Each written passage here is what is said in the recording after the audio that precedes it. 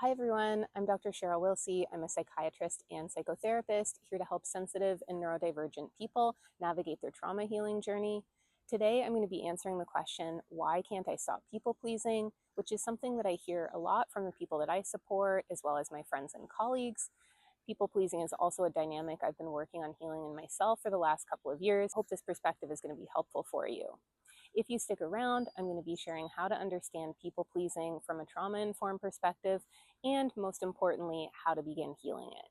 So I practice something called IFS therapy, which stands for Internal Family Systems Therapy, which is a type of therapy that helps you to process trauma and come into deeper relationship with yourself so that more of your true, authentic self can emerge and you can access more self-compassion in your life, as well as more compassion for other people. Now, IFS also provides a map or a cartography for understanding the human psyche, and it's based on a concept called multiplicity. So this means that your consciousness is made up of different parts. Parts can also be considered a sort of sub-personality.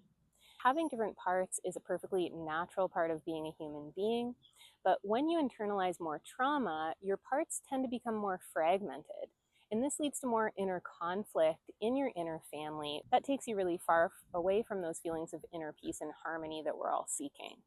So what does this have to do with people pleasing? So there's two different types of parts in the IFS model. The first type is called exiles. So exiles are your most vulnerable and wounded inner children that carry the traumatic imprint from your past. So they carry these things called burdens, which have an emotional component, something like guilt, shame, disconnection, loneliness, sadness, along with limiting beliefs, things like I'm unlovable, I'm unworthy, no one will ever love me, the world is an unsafe place, I'm all alone. So these exiled parts get locked in the proverbial inner basement of our psyche and our subconscious. And once that occurs, it's the responsibility of our protective parts to keep that pain locked in the subconscious. So when we're really young, we develop these different survival strategies, different ways to help us survive in our world and manage our pain. And one of those strategies is people pleasing. So you can think of your people pleaser as a protective part of you that works really hard to help you fit in with others around you. This part is really focused on preserving connection and attachment by making other people happy and preventing them from getting upset or angry with you.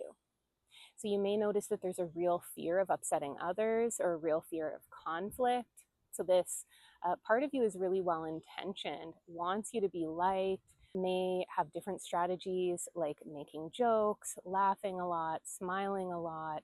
You may find yourself kind of fawning. So fawning is a nervous system response to a perceived threat that's often considered the fourth F after fight, flight, freeze, and then fawn. So from a polyvagal theory perspective, Stephen Porges believes that fawning is a combination of both sympathetic nervous system activation, meaning that you're engaged, you're activated, you're actively engaging with another person, you're talking to them, and you may appear to be very present, though at the same time, on the inside, there's a sort of shutdown or collapse and a kind of dissociation. So I've noticed when my people-pleasing protector is active, it's almost like I'm watching myself. Like I can notice that I'm laughing more than I normally would, or that the way that I'm acting doesn't really feel authentic, but it can still be hard to shift when you're right in the middle of it. So there's this element of dissociation, even though you're actively engaged. And that can feel really frustrating, especially when you're aware of it and you've been working on healing this inside of yourself for a long time. But it's important to be patient and have compassion for yourself, to recognize that this dynamic likely came online in your life at a really, really young age to help keep you safe. So this people-pleasing protector is really primarily focused on preserving your attachment relationship with your caregivers to begin with, although this may then shift to pleasing your teachers, pleasing your peers once you're in school, and later on this could be your colleagues, your boss, your partner, your friends, and it kind of becomes compulsive that you really don't have a lot of control over it. And that's because this part of you is really afraid of you being overwhelmed by pain if someone is upset with you or if a conflict arises in your life. So it's important to recognize that your inner people pleaser has a really positive intention, although sometimes the impact can be harmful. So, as I've said, this can make you feel like you're not being as authentic as you'd like to be. It can also make it really hard to say no or to set boundaries. So, Dr. Gabor Mate speaks about this inner conflict between attachment versus authenticity, which I think is a really important thing to understand. It often begins at a really young age when you feel that you have to reject aspects of your authentic nature in order to preserve your attachment relationship. And so this people pleasing protector can play a key role in that. It makes it really hard to be true to yourself and to feel authentic, but you're preserving the attachment relationship, which is of the utmost importance to a young child who feels like if they're not connected to their caregiver, that their very survival is threatened. So that's why we call it a survival response too. So for people who have a lot of trouble setting boundaries or saying no or standing up for yourself, this can be why. Because asserting yourself in that way, being authentic, saying no, setting a boundary can feel profoundly unsafe to this people-pleasing part of you who learned that other people's needs and desires mattered more than yours do.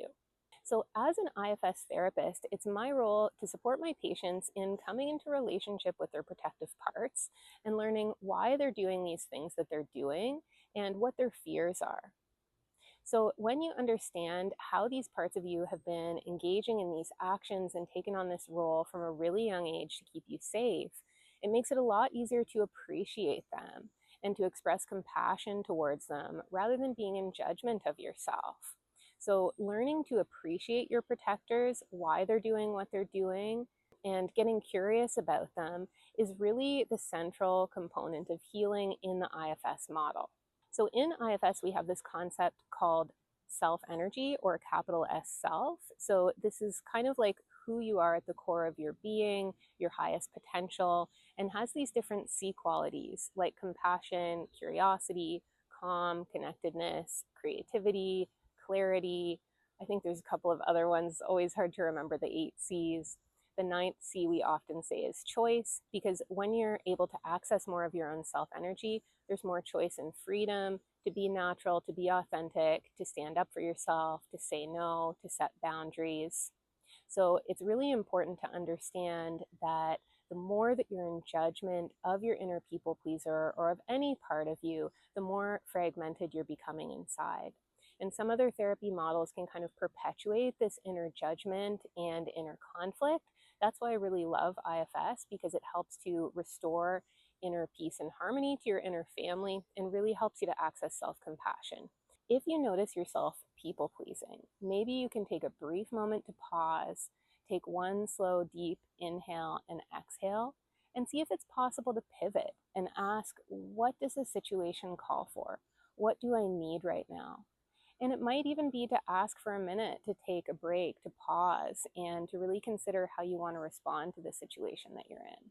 If you notice this afterwards, so say you're out of the situation, you wanted to set a boundary or say no, and you ended up engaging in this fawning, people-pleasing behavior again, notice if your mind wants to judge you for doing that, and see if you can shift to compassion. So you might take a moment to just connect with this part of you, to send a little message inside to say, I see how hard you're working to protect me. Thank you. I appreciate what you're trying to do. So ultimately in IFS, we work with these protectors by learning to appreciate them and also by healing these exiles, by witnessing the painful situations that led to them taking on these painful burdens. And that usually requires the support of an IFS therapist. I'm happy to share a link for resources in the caption below in case you'd like to find your own IFS therapist, because working with your exiles and processing trauma really requires the support of a trained professional. But that doesn't mean that you can't start shifting this people-pleasing dynamic inside of you today by just starting to bring some compassion and appreciation to this really hardworking and caring part of you. I'd love to hear from you. How did this video land for you? What situations do you find your people-pleasing protector to be the most active? And thanks for listening. See you in the next video.